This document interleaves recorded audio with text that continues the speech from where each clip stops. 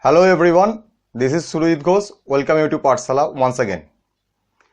In previous video, I have already told you about the Ipo cycle, that is input process output cycle. When we are going to doing any kind of job or work through computer, the Ipo cycle actually help us to do this job. In this cycle, we are going to give the data or input some data into the inputs unit, and then this data is going to processed by the CPU, that is central process unit, and then after our desired result will be generated. So this is the concept of Ipo cycle. Today in this video I am going to explain about the Ipo cycle. But before starting the Ipo cycle, first we have to know what is actually data. Data is the raw fact which is really existed in this real world. Data are the facts or statistics or item of an information. Suppose name of a person, suppose your roll number or my phone number or name of a place or a date. Everything is a data which is actually really existed in this real world. Now data are basically three types, and they are non-digital data, digital data and logical data. Non-digital data are the type of data which is basically we have work on the paperwork. When you are writing some data into our notebook or writing some notes in classes or colleges in our paper or in our copies. So this type of data actually non-digital type of data. Now non-digital data are again categorized in 6 types, and they are numeric. These are related to the number, like roll number like 10, age 45. So this type of data is numeric non-digital data. Alphabetic data, this type of data is related to A to Z, and this is always be consist of alphabet like name of a person or name of a place. These are the kind of data. Next one is alphanumeric data. This type of data consists of alphabet and number. Suppose address of the house or car number. These are the alphanumeric type of data. Next one is graphical data. This is related to the pictures like sketching, drawing, paintings. Audio data. This related to sound. This may be voice. Now I am speaking. So this voice is a non-digital data. Suppose a person is singing a song, so this song is become a non-digital type of audio data. So the different sounds comes around our world. These are the audio type non-digital data. Next one is video data. This is related to moving or running pictures like animation, multimedia, etc.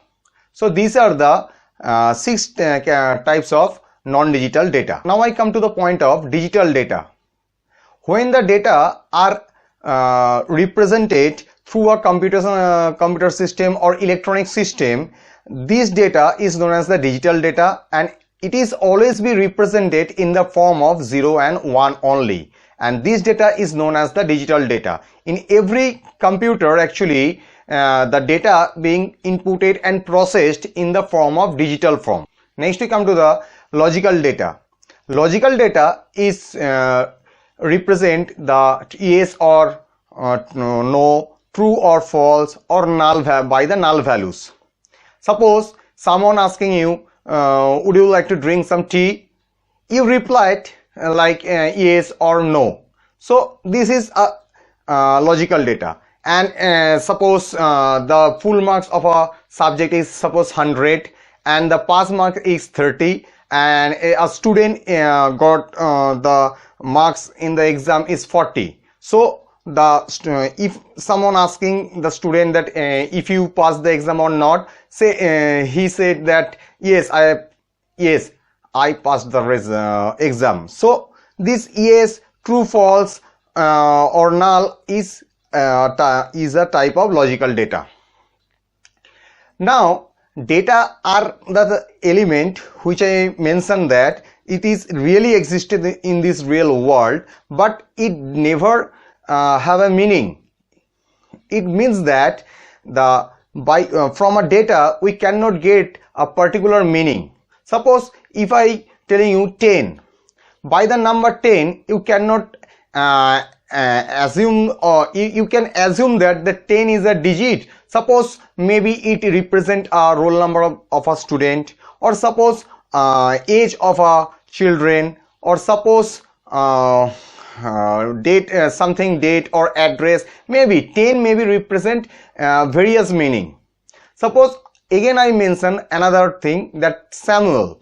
Samuel is the name of a person, you can assume that, but you cannot determine by the name only by Samuel that what he actually doing. He is sleeping, or he is studying, or he is playing some games. So we cannot conclude any or comes to any conclusion. So when we join these two data, that is Samuel and with 10, in this way, suppose Samuel read in class 10. So it means Samuel reads in class 10, and the perfect meaning comes from this statement. Then the Samuel is one data and 10 is another data. When they are bundled together and form a particular meaning, this thing is known as information. So information is nothing but a combination of data which form a particular meaning. So information basically made by the adding the datas one with each other to form a particular meaning. Information always be precise and must be accurate and always be timeliness. So these are the basic characteristics of informations. Now in case of computer system, when we are going to give some data and to get or generate the desired information, we need some process to convert this data into its information form, and the process by which we actually done this job is known as the data processing system.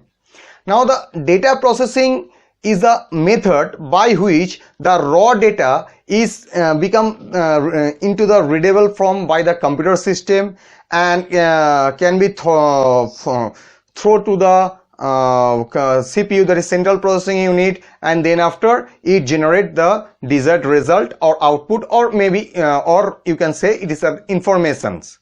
So in computer system, when we like to generate some information or gain some information, the data is being inputted to the system, and then after it processed, and then our information is formed. So this process is known as the data processing cycle. Now data processing cycle is also known as IPO, that is input process output cycle.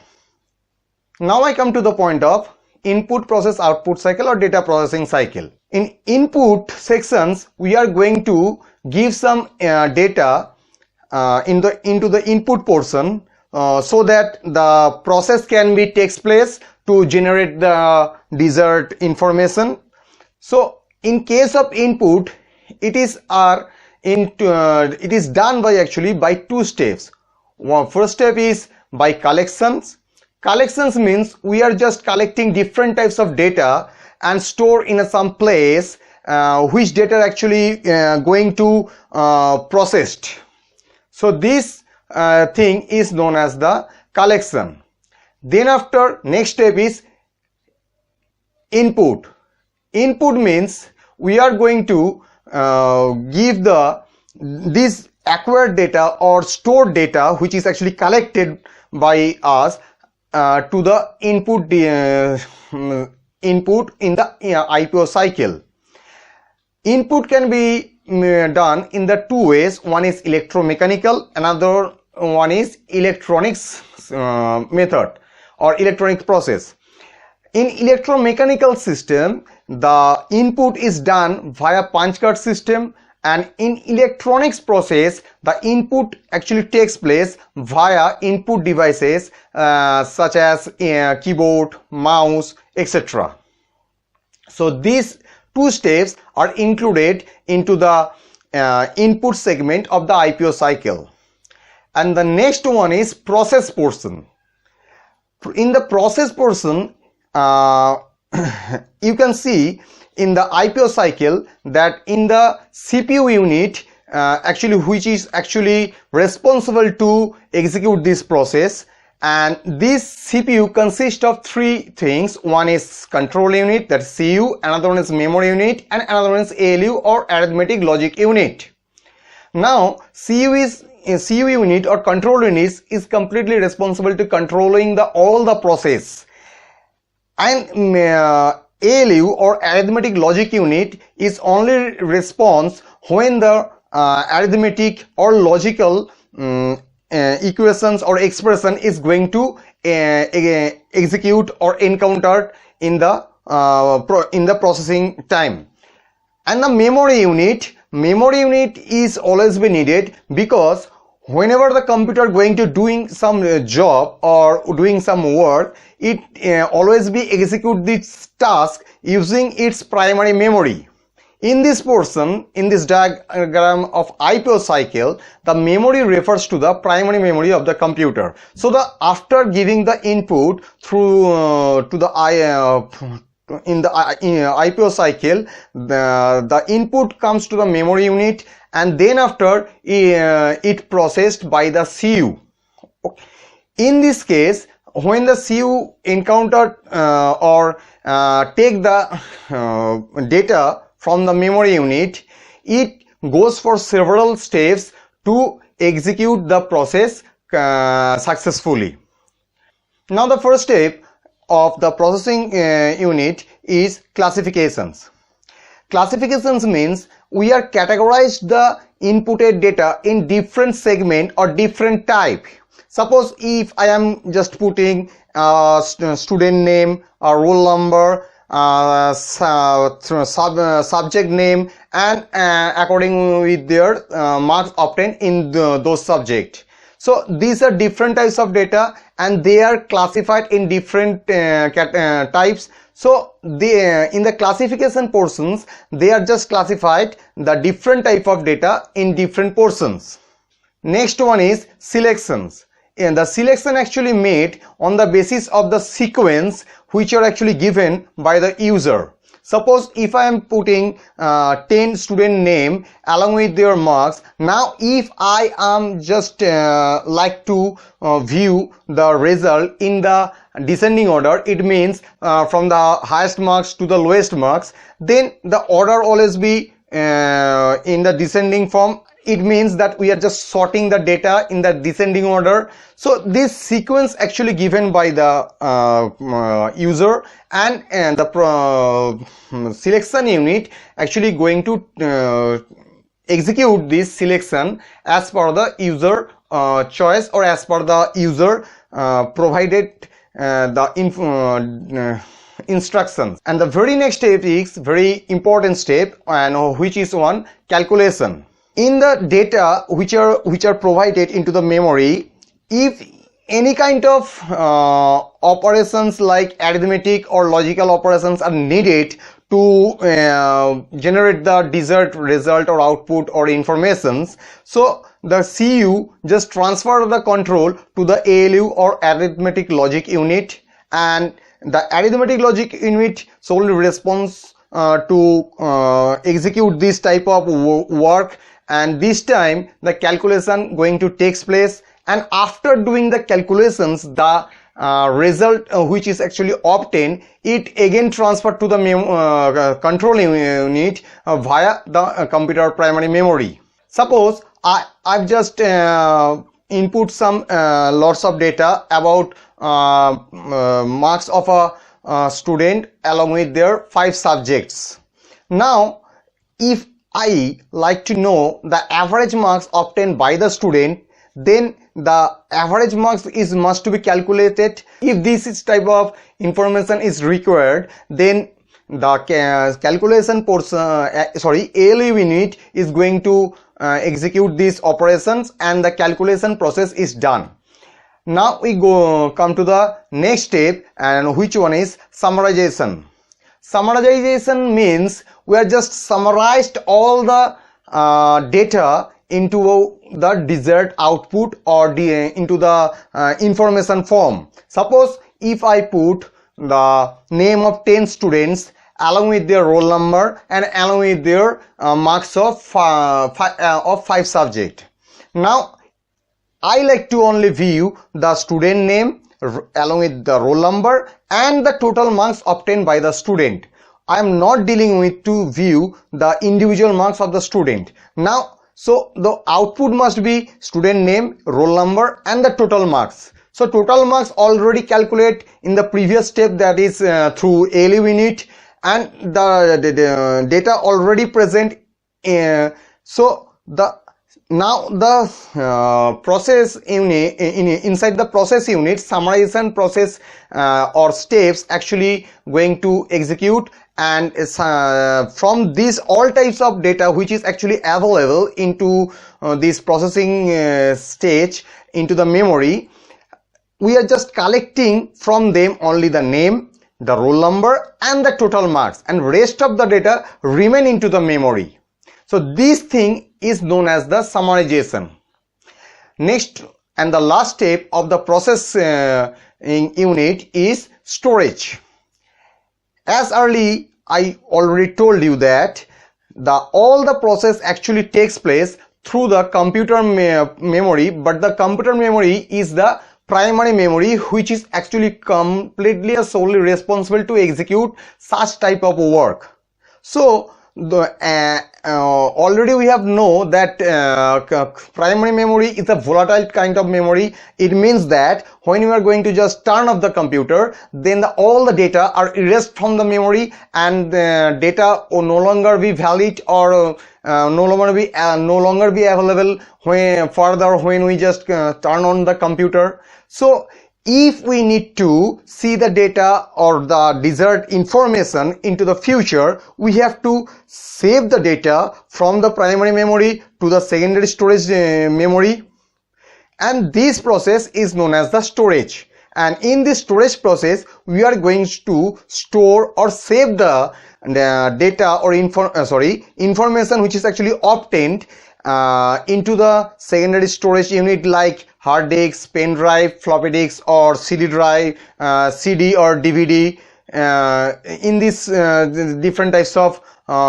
secondary storage unit. So this process is known as the storage. So these are the 5 steps which is actually being takes within the process unit.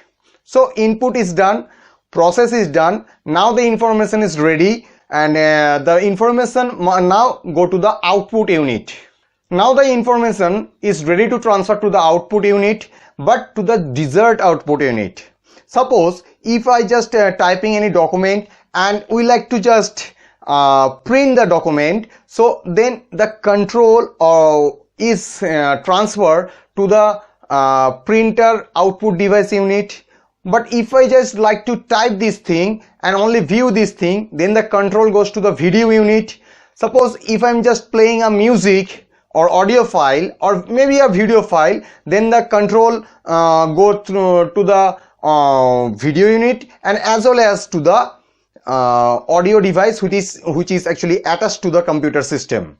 So the information is then go to the output device, and output device which is actually chosen based on the criteria which or user actually given in the process portions. So this is the Ipo cycle by which all kind of digital data become an informations through the data process cycle or IPO, or input process output cycle. Now the data processing are divided into two types, and they are manual data processing and another one is electronic data processing. Manual data processing actually related to the non-digital type of data, which when we are actually going to doing some manual work on the or paper work. So these are the manual data processing. And electronic data processing means when you are going to deal with the digital data for processing. This is known as the electronic data processing. Now electronic data processing are different types. They are like business data processing. Business data processing means when we are going to deal with the data which is related to the business purpose, just like a payroll system or journals or the stock exchange or bank transaction. Like this type of data, when we are going to deal, this type of data processing is known as the obviously this is the electronic data processing when you are going through the digital data. So this type of data processing is known as the business type of data processing. Now the scientific data processing. Scientific data processing refers when we just going to deal with the scientific calculations data, like space research or climate research or atomic research, like just a heavier thing we are going to deal with bigger data. This type of data processing is known as the scientific data processing. Basically for the scientific data processing we need some robust computer and the supercomputer basically used for the purpose of the scientific data processing. Now we come to the point of multimedia data processing. When you are going to deal with the pictures, audio files and videos, this type of data processing is known as the multimedia data processing. You can see different types of animated movies and animated cartoon characters. So these are actually the examples of multimedia data processing. And the last one is network data processing. Network data processing means when we are going to exchange the data over the network or through the internet. This data processing is known as the network data processing.